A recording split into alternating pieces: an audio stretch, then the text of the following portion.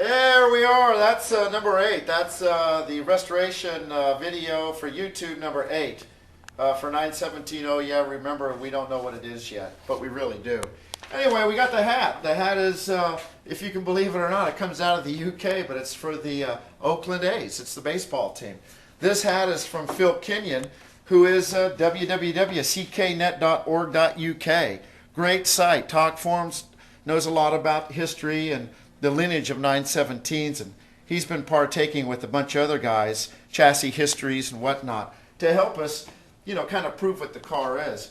The hat comes to him. It was the first hat that he wore at Le Mans, which is kind of cool. It was in 1990 when they still had the old pit lane. You know, a lot of people don't know about the early pit lane at Le Mans versus the new one, which is really space age and nice, but there's still only 2 bathrooms in it. But in reference to the bathroom, the old pit lane, there's a scene in the movie Le Mans where you see Steve McQueen and the other drivers walking in this little darkened hallway, which is right behind the pit box.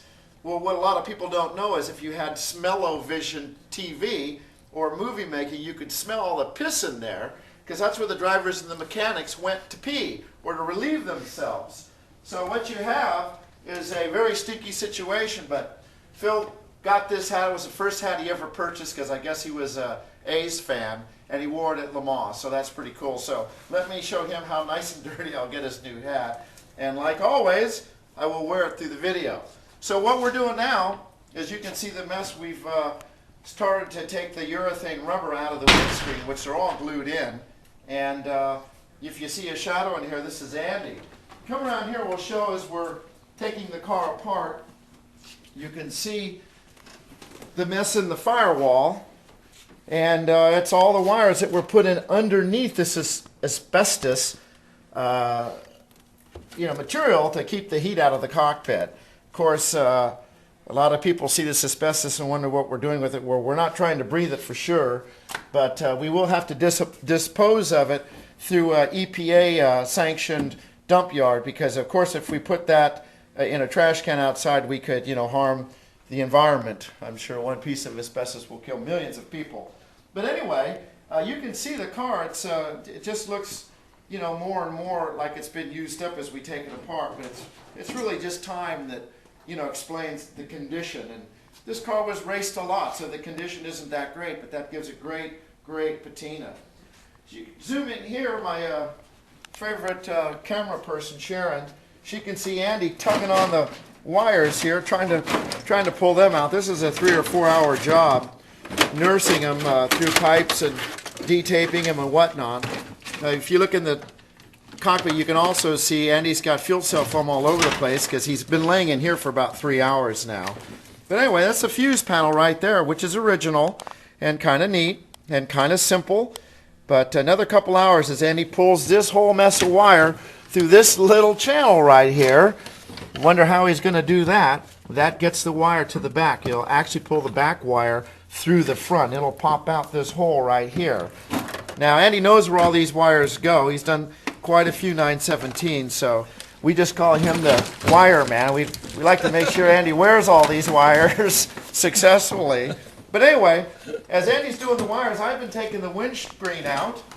And to do that, you have to chip with razor blades. You can see there's a pile of razor blades I put in the headlight buckets just to know how many I've used to get all the rubber out. And then what I do is I get safety wire, 30 thousandths thick, which is very small. I poke a hole through the wire and I hook a couple wrenches up to it, and then I just kind of drag it through to remove the urethane under the window. And after doing this for another couple hours, replacing the wire, I'm on my 5th wire right now because it will break. I have to go all the way around the perimeter. This window is an original Sigla glass, and we definitely don't want to hurt it. Even though it has a bullet hole here from something that had landed on it, we just call it a bullet hole, of course. It's probably just something that was hit from the inside or the outside. We don't know. But anyway, we can repair that or get a glass guy to repair it. Oh, look, my wire just broke. So anyway, you can see the wrenches are made so I don't chop my fingers off. And I strap it on again and I go around. And this will take a few hours, but we shouldn't hurt the window getting it out.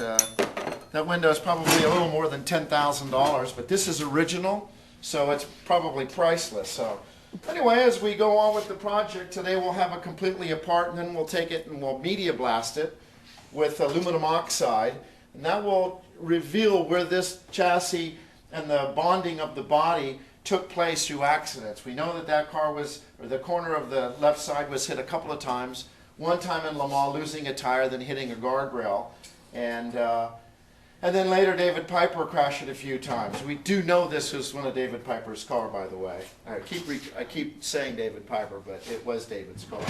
But anyway, the mess as it is, it will start going the other way through the transformation, and that's about it for 8. Thank you very much, and stay tuned. And thank you, Phil Kenyon.